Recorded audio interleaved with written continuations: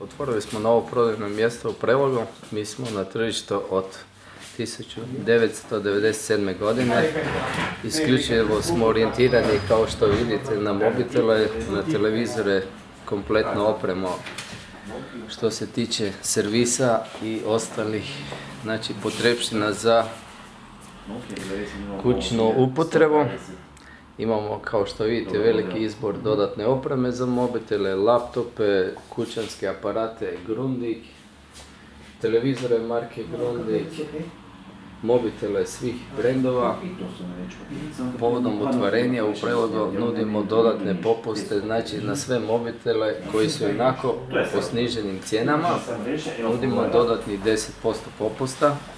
Na televizore marke Grundig isto tako 10% popusta i eventualno za svu dodatnu opremu za mobitele možete dobiti 30% popusta i na sve kućanske aparate Grundig isto tako 30% popusta.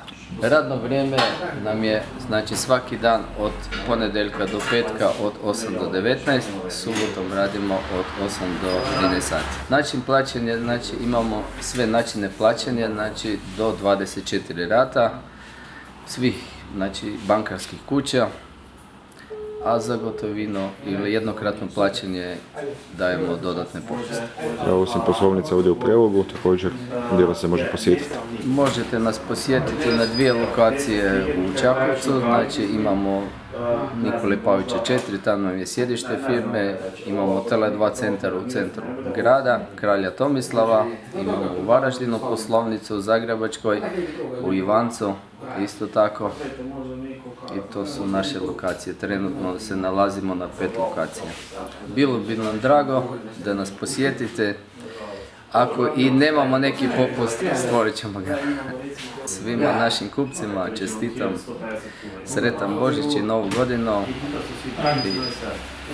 i bilo bi nam drago da nas